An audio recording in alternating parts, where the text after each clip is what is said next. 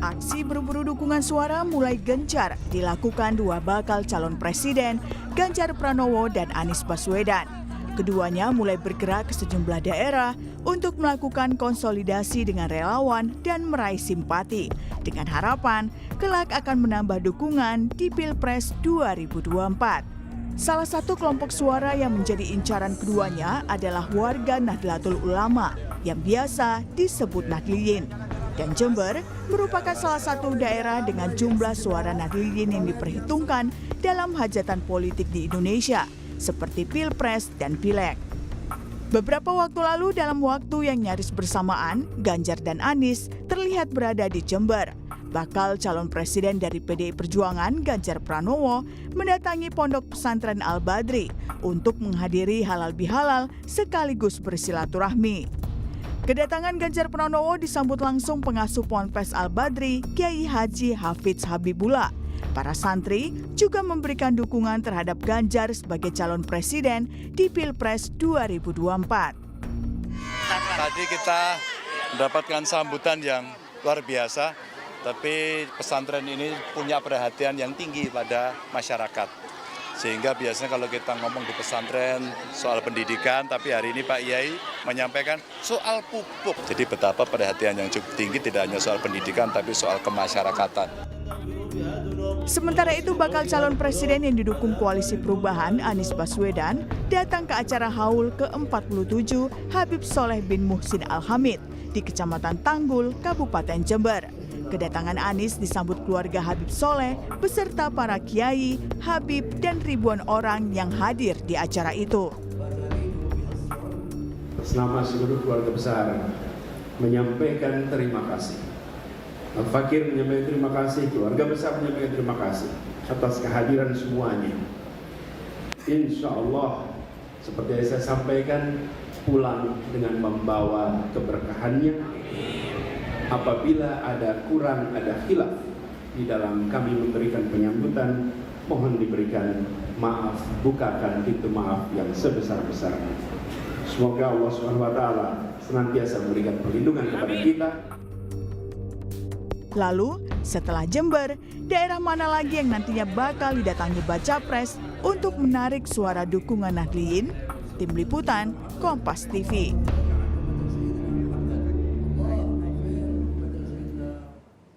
Aksi berburu dukungan suara mulai gencar dilakukan dua bakal calon presiden Ganjar Pranowo dan Anies Baswedan. Salah satu kelompok suara yang menjadi incaran keduanya adalah warga Nahdlatul Ulama yang biasa disebut sebagai Nahdliyin. Dan tak bisa disangkal Nahdliyin memang memiliki suara yang cukup besar dan berpengaruh dalam kontestasi politik di Indonesia seperti pemilihan presiden ataupun legislatif. Kita akan bahas soal berebut suara Nahdliyin khususnya di Jawa Timur ini bersama sejumlah narasumber. Ada Ketua DPP Partai Persatuan Pembangunan P3 sekaligus juru bicara P3 Ahmad Baidowi. Ada Ketua Departemen Politik DPP PKS sekaligus juru bicara PKS Pipin Sopyan dan pengamat politik dari Universitas Jember Muhammad Iqbal. Selamat pagi Mas Iqbal, selamat pagi Mas Pipin, selamat pagi Mas Agus. Assalamualaikum Mas Timothy. Waalaikumsalam. Selamat pagi Timothy. Terima kasih banyak sudah bergabung bersama kami. Yang menarik memang bukan pertemuan lah ya, tapi kebetulannya itu hampir di saat yang bersamaan ini berada di Jember, bahkan satu hotel informasinya juga begitu. Secara komunikasi ini menarik, jadi apapun yang diberitakan mengenai kegiatan Ganjar di Jember, Anies kebagian dan sebaliknya juga begitu. Selalu disanding-sandingkan lah antara apa yang dilakukan oleh Anies dan apa yang dilakukan oleh Ganjar Pranowo. Saya nggak tahu apakah ini memang keduanya sepakat, ahli komunikasinya ini sepakat untuk menggunakan momentum ini atau tidak. Tapi mungkin membaca apa pengaruhnya dan targetnya apa nih? Sepertinya ada yang berbeda antara target yang ingin dicapai oleh Anies Baswedan dan target yang ingin dicapai dulu oleh Ganjar Pranowo. Karena posisi elektabilitasnya di Jawa Timur dan di Jember ini juga saya yakin juga berbeda antara Anies dan Ganjar. Mungkin Mas Awi boleh berkomentar terlebih dahulu mengenai ini. Ya, kunjungan kami ke Jember itu tidak ada kaitan, tidak janjian ya dengan Pak Anies. Mas Ganjar tentu tidak janjian dengan Pak Anies. Kalau kemudian satu hotel di satu kota, ya itu menunjukkan bahwa Pak Ganjar dengan Pak Anies ini bukan orang jauh. Bisa simbiotnya seperti itu. Apalagi mereka berasal dari kampus yang sama. Dan juga pernah di satu organisasi. ini juga pesan kepada publik bahwa meskipun nanti Pilpres kita berseberangan, berbeda pendapat, itu bukan berarti harus berpisah gitu. Selanjutnya, terkait dengan kegiatan yang dilakukan oleh Mas Ganjar di Jember, selain juga memanaskan mesin politik pemenangan, juga mendekati simpul-simpul pemilih yang dalam beberapa lembaga survei harus ditambal oleh Mas Ganjar gitu. Oke. Mas Ganjar tuh bagi kalangan Nahdien bukan orang jauh, Ya. beliau orang dekat, dari lingkungan keluarganya juga mertuanya adalah ketua PCNU Ya. di ketua Partai NU dulu di Purbalingga, kemudian menjadi ketua P3 ketika fusi di tahun 1973. Jadi mertuanya itu masih lingkungan pondok pesantren dan bukan sesuatu yang harus bukan sesuatu yang asing bagi Mas Ganjar terhadap lingkungan pondok pesantren gitu. Termasuk juga di kalangan Nahdien gitu. Oke, saya mau tahu dari Mas Pipin sendiri, angle-nya bagaimana kedatangan Anies ini? Ya, Bang Timothy, ya, terima kasih pemirsa Kompas TV ya. Kami bersyukur kemarin selama 2 hari Mas Anies ada di Jember ya untuk memenuhi undangan haul Habib Soleh Tanggul di Jember, dan beliau secara khusus diminta oleh keluarga untuk memberikan sambutan di acara haul itu, dan kemudian selain itu beliau juga silaturahim dengan pemerintah daerah setempat, juga kemudian ada ziarah dan ketemu dengan masyarakat di sana. Jadi poinnya memang ini lanjutan dari perjalanan tirakat yang dilakukan oleh Mas Anies kemarin kurang lebih 1 bulan, terutama di bulan Ramadan. Beliau menyapa secara khusus para ulama ya, para kiai di berbagai daerah, terutama di Jawa Tengah dan Jawa Timur. Beliau langsung meminta masukan, saran, lebih banyak mendengar, menyerap aspirasi dari para tokoh, alim ulama, ya habaib di sana, dan ini sangat luar biasa ya bagi beliau. Ini seperti perjalanan spiritual dan kemudian perjalanan mendengarkan jeritan aspirasi masyarakat langsung tanpa ekspos media. Jadi baru kemarin mungkin ada ekspos media, tapi sebelumnya beliau laksanakan memang tanpa ekspos media. Seperti misalnya beliau berkunjung ke beberapa ulama ya, yang Gus Baha misalnya, beliau diterima 2,5 jam, kemudian diterima oleh keluarganya sangat welcome. Jadi ini cara Pak Anies ya untuk memperlakukan para kiai, para alim ulama di sana, tidak untuk kepentingan sekedar politik, tetapi betul-betul mendengarkan aspirasinya para kiai itu, ajengan itu, dan kemudian luar biasa respon mereka itu, Pak, ada yang langsung nggak apa-apa, nanti kunjungan selanjutnya diekspos media juga nggak apa-apa.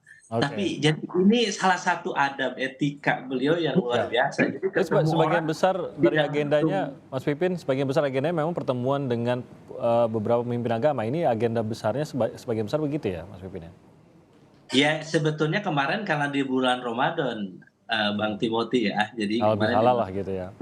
Kira kemudian di halal bihalal. Jadi ini memang karena di bulan Ramadan itu ya kita memang lebih banyak tadi bagaimana orang lebih dekat ya, ingin silaturahim, kemudian kita memastikan. Jadi efeknya luar biasa Bang Timothy ya. Bagaimana kemarin beliau di pidato itu lebih powerful kalau kita lihat ya. Beliau menyampaikan gagasannya, menyampaikan aspirasi bagaimana tentang beliau penolakan terhadap subsidi mobil listrik dan sebagainya. Itu adalah aspirasi dari para kiai, para alim ulama. Ini di haul ya disampaikannya ya.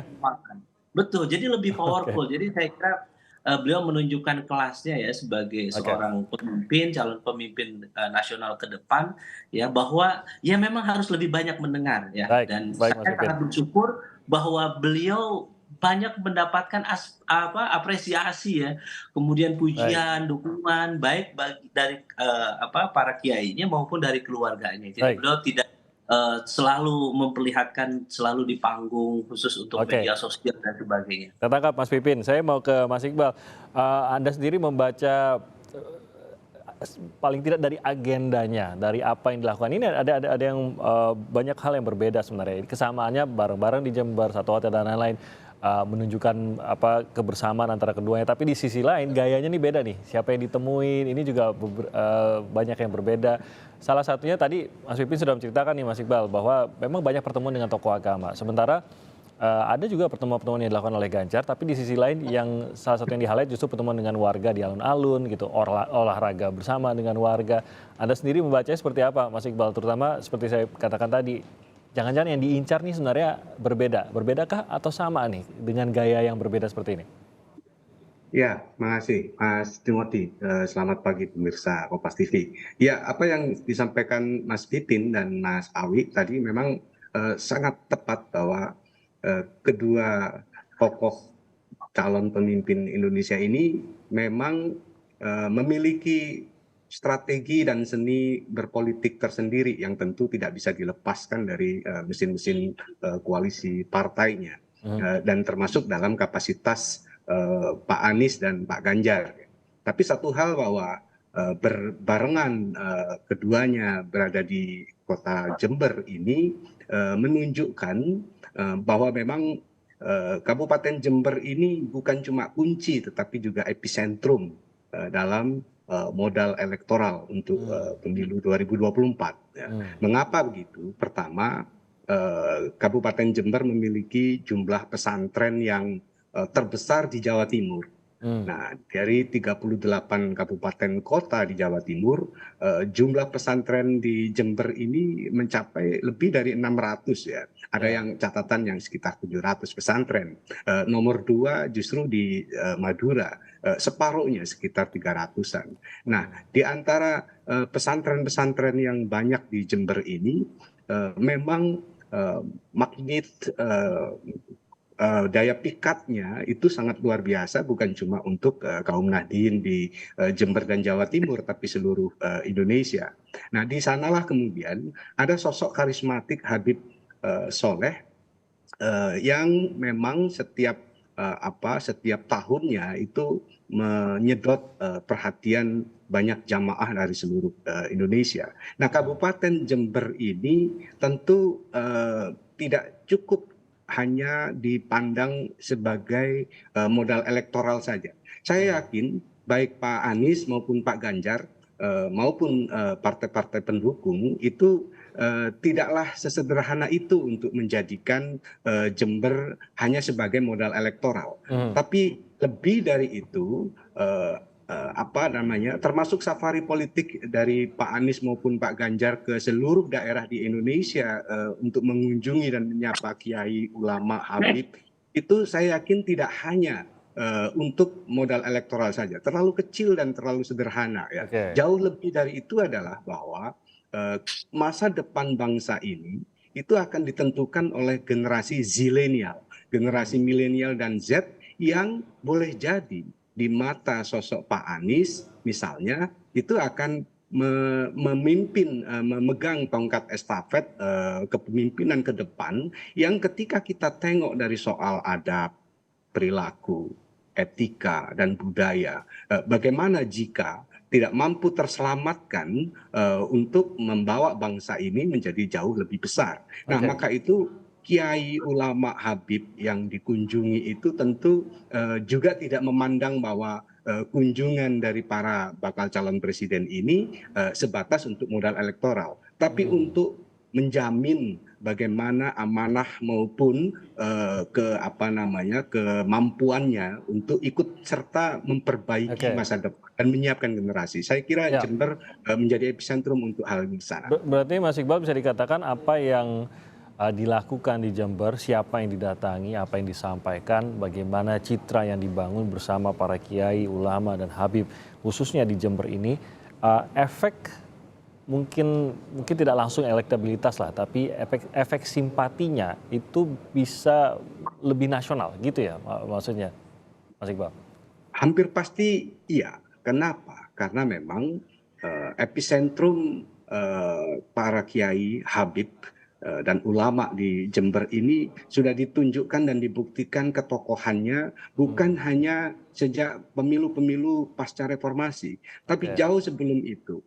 Dan kita mengenal bahwa bagaimana sosok karismatik Gus Aap ya, yang sekarang menjadi ketua lembaga dakwah PBNU, dan bagaimana sosok tokoh-tokoh Kiai Haji Muhyiddin Abdul Somad maupun tokoh-tokoh yang memang mampu membawa serta kedamaian di masyarakat Jember.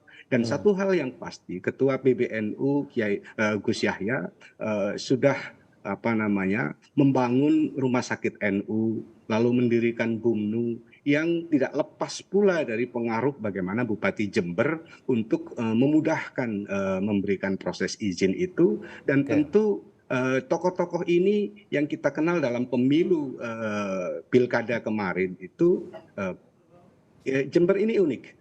Hanya satu-satunya barangkali di satu kota ada dua kepengurusan pengurus cabang, satu PCNU Kencong, satu PCNU Jember. Nah, keduanya ini yang menarik, mungkin masyarakat Indonesia ingat bahwa baru di pilkada kemarin ketika Bupati Hendi berhasil memimpin menjadi bupati, baru di pilkada kemarin itu kedua pengurus cabang ini solid. Sebelumnya punya dukungan masing-masing ya. Nah, artinya apa? Epicentrum inilah yang diharapkan bahwa ulama, kiai, habib itu tokoh-tokoh agama ini bisa membawa di Pilpres 2024 nanti kontestasinya berlangsung secara jujur, adil, dan berlangsung secara berkeadilan, berkeadaban. Itu yang diharapkan. Dan tentu kita tidak akan berharap ada semacam, saya mendengar bahwa misalnya seolah-olah dianalogikan kunjungan safari politik ini seperti lagunya Ariel Noah misalnya, menghapus jejakmu gitu.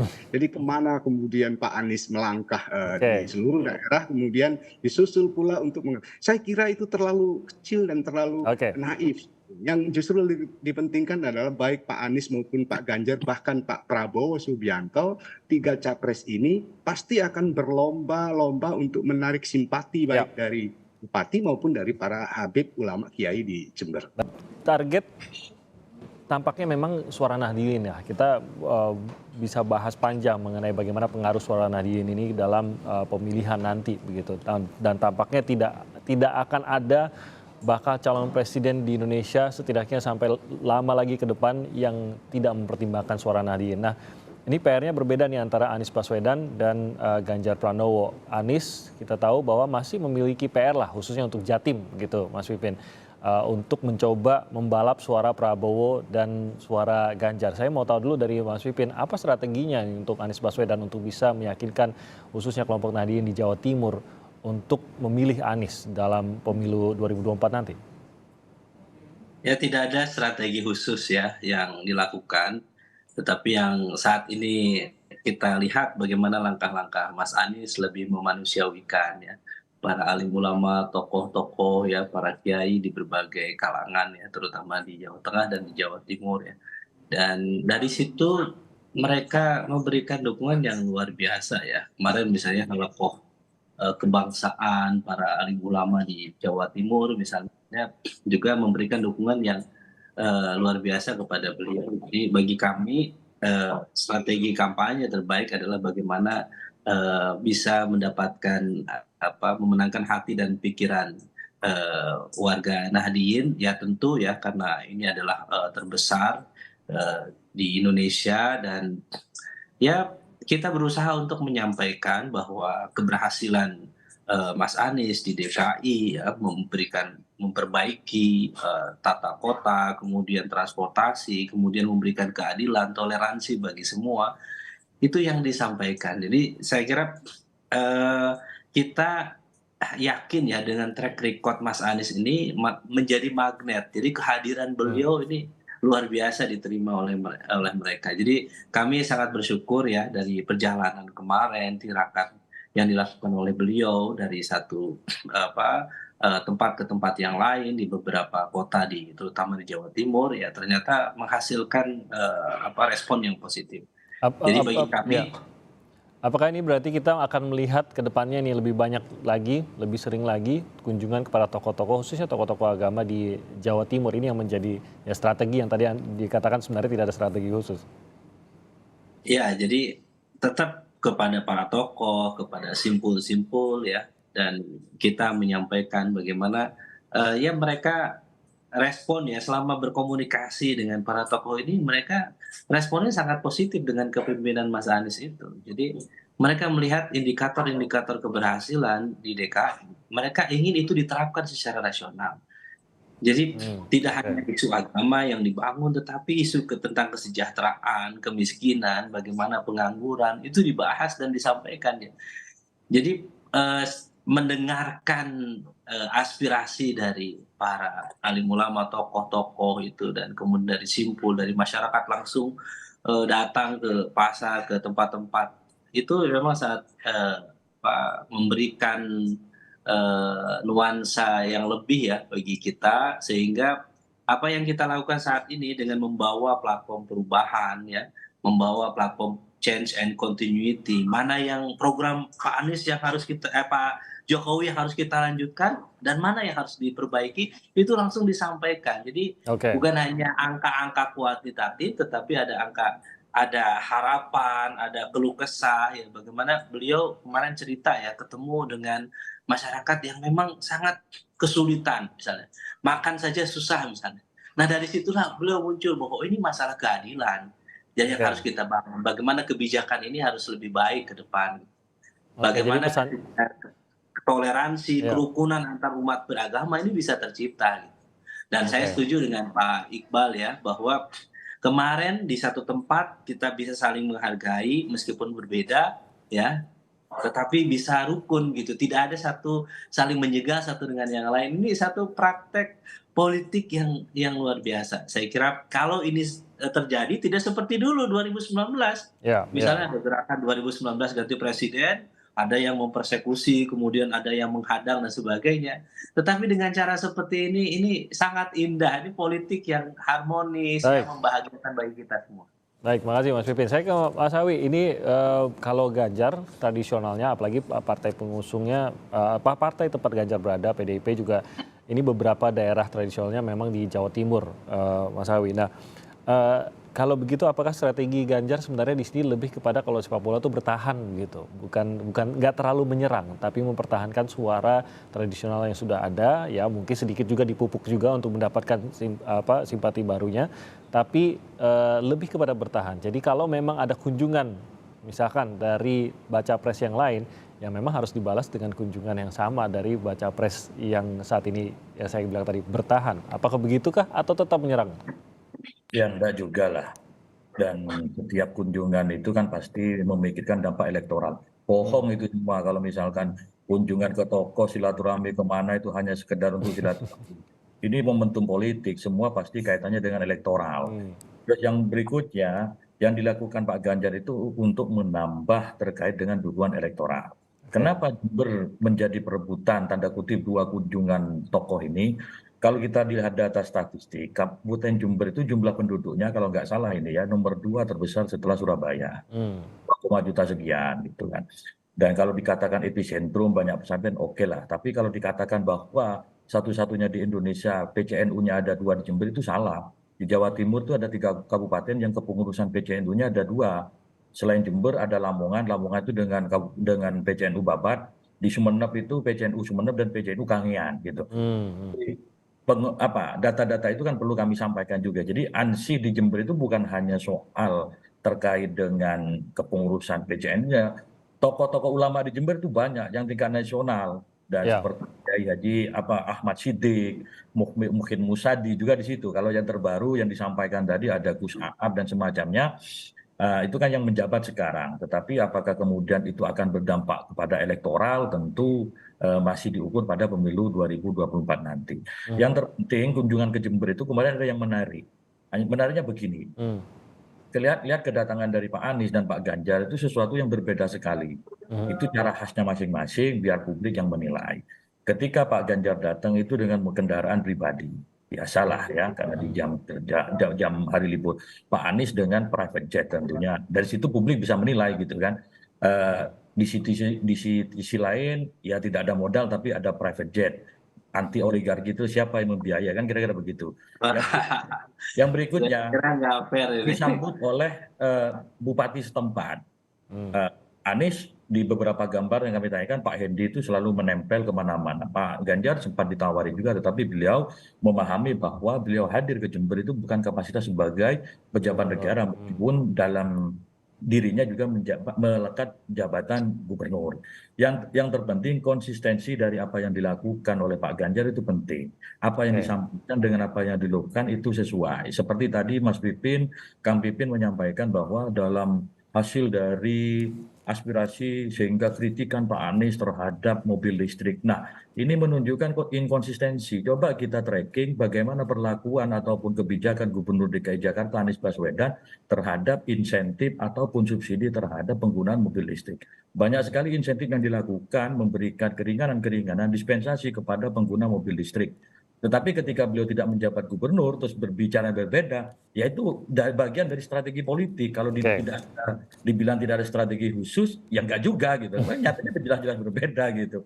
Tapi it's okay, itu semua biarlah publik yang menilai. Kita memberikan tontonan politik yang menggembirakan bahwa politik itu berbeda pendapat, itu sesuatu yang wajar, berbeda pilihan, itu sesuatu yang wajar. Bagi kami, bagaimana kami menambal kemenangan Pak Ganjar yang terpotret dalam berbagai survei itu di Jawa Timur dan Jawa Tengah, target kemenangannya itu semakin tebal gitu. Maka katakan tidak mau tendeng aling-aling bahwa enggak, kami silaturahmi biasa, enggak ada ceritanya. Sekarang itu sudah momentum politik, semuanya pasti pikirannya elektoral gitu. Dan yang dilakukan Pak Ganjar kemarin ke Pondok Pesantren Al Badri itu di Kalisat, kalau nggak salah itu ya basisnya juga cukup kuat di Nahdien, khususnya di Jember bagian timur gitu. Oke. Jadi tidak sepolos itu. Nah, mungkin saya kasih kesempatan menjawab juga dari Mas Pipin sedikit sebelum saya ke Mas Iqbal. Apa yang tadi disebutkan oleh Mas Awi, inkonsistensi katanya begitu. Enggak, saya kira beliau tuh konsisten bahwa politik anggaran yang berkeadilan itu yang beliau selalu suarakan ya. Bahwa kenapa misalnya pemerintah saat ini lebih banyak memberikan subsidi mobil listrik misalnya dibandingkan misalnya memperbaiki transportasi publik. Jadi saya kira Mas Awi harus banyak baca ya apa kebijakan yang dilakukan oleh Mas Anies di DKI. Ya, coba Jadi baca insentif yang diberikan kepada mobil listrik di DKI. Maaf, silakan Mas Pipin dulu, nanti Mas Awi saya berikan sedikit waktu. Cara pandang kita tentang politik anggaran ini yang ditunjukkan oleh Mas Anies di pidato kemarin, dan itu memang hasil dari masukan dari berbagai kalangan, dari hasil tirakat beliau perjalanan itu. Jadi saya kira ini masalah politik anggaran itu penting. Mau di mana, mau dikasih apa, dengan kue anggaran yang terbatas ini kita nggak bisa jor-joran gitu. Kita nggak bisa jor-joran ngutang, kita nggak bisa jor-joran ngasih anggaran yang itu prioritasnya belum sampai ke sana gitu. Jadi yang beliau sampaikan adalah ketika beliau turun ke masyarakat, beliau menyerap aspirasi masyarakat gitu ya. Jadi kemudian para tokoh, kemudian beliau menjadikan spirit bagi beliau untuk itu yang disebut dengan kekuatan spiritual. Mas Pipin, yang terkait dengan yang tadi dikatakan Mas Awi terkait kedatangan, sambutan dan juga kedatangan dari Anies yang berbeda dengan Ganjar tadi, mungkin pendukungnya Anies juga ingin mendapat jawaban atas hal tersebut. Ya, kalau kita lihat Mas Anies hadir ke Jember itu kan adalah undangan Haul Akbar ya, Habib Soleh Tanggul itu ya. Itu agenda utama ini. Jadi saya kira semua orang juga kenal beliau gitu ya, bahwa tokoh yang luar biasa di sana, dan kemudian beliau diberikan kesempatan untuk memberikan sambutan sebagai perwakilan keluarga. Itu sebetulnya bagi kita ya kaum Nahdien itu sebagai satu tanda lah bagaimana dukungan dari keluarga besar di sana. Jadi bagi kami silakan saja. Jadi kalau misalnya memang ada cara strategi ya yang dilakukan untuk misalnya merespon ya, memang ada yang bilang bahwa misalnya Pak Ganjar kemungkinan akan ikut ke Pak Anies kemana, akan ikut kemana gitu. Saya kira bagi kami sah-sah saja. Jadi kalau misalnya kita sebagai trendsetter ya, di mana daerah itu kita ingin buka, bangun komunikasi, kita dengarkan, dan kemudian kita ingin bagaimana dukungan itu terus mengalir secara apa namanya, alamiah yang diberikan kepada mereka, kepada kita. Jadi Oke. bagi kita ingin strategi utama Mas Anies adalah memanusiawikan manusia. Kita menghargai, mengapresiasi, lebih banyak mendengarkan, lebih banyak itu yang, dilakukan. Oke. Jadi saya kira, eee, Ya. apa namanya, bagi kita saat ini ya menghargai, mengapresiasi apa yang dilakukan oleh timnya Pak Mas Awi ya di, Jember ya, kita juga sama. Alhamdulillah ya kita bersyukur itu, aman, kemudian tidak ada apa, Ya. ketegangan Ya. bagaimana 2019 itu prestasi bagi kita. Ya Oke. saya kira itu harus dipertahankan, itu poin utama ya yang ingin kita sampaikan. Oke, tadi Mas Awi singkat saja tanggapannya. Ya, kalau tadi Mas Kang Pipin minta saya banyak membaca, justru saya banyak membaca. Ibarat orang menunjuk itu, ya satu tangan itu menunjuk itu ke orang-orang lain. Nggak sadar, tiga tangan itu menunjuk diri kita sendiri gitu. Jadi di zaman Pak Anies itu mengeluarkan kebijakan melalui Pergubnya ini nomor 3 tahun 2020 tentang insentif pajak bea balik nama kendaraan bermotor atas bermotor listrik. Juga ada juga dia terbitkan Pergub mengenai tentang apa insentif bagi dia dibebaskan dari hal-hal lainnya Pergub nomor 88 tahun 2019. Itu tidak asal ngomong Pak Bibin gitu. Tetapi ada hal yang berbeda sikap. Ketika beliau menjabat sebagai gubernur, itu pemihakannya luar biasa. Bahkan keluar terbit 2 peraturan gubernur untuk membackup ataupun mendorong apa percepatan mobil listrik, termasuk subsidinya Oke. di situ. Tapi giliran tidak menjabat, bicaranya beda lagi. Apa Oke. karena tidak bisa menonton Formula E dalam kapasitas sebagai pejabat negara. Saya nggak tahu, tapi itulah oke. Tetapi dengan meminta saya banyak membaca, justru saya ingin mengajak Anda juga banyak membaca. Oke, Itu baik, yang sekarang Mas Awi. Saya Konteksnya agak tapi 3 jari kita menunjuk diri kita nggak Oke. sadar. berbeda ya, Baik, itu tanggapannya. Baik. konteksnya agak beda. Baik, saya yakin Mas Pipin dan Mas Awi lebih banyak membaca daripada kita sebenarnya. Makanya kita mendengarkan bagaimana komentar dari Anda berdua. Terima kasih atas komentarnya. Mas Iqbal, terakhir mungkin kunjungan saja cukupkah untuk meyakinkan khususnya warga Nahdliyin atau memang ada agenda khusus warga Nahdliyin yang akan lebih didengar, yang akan lebih memenangkan hati mereka?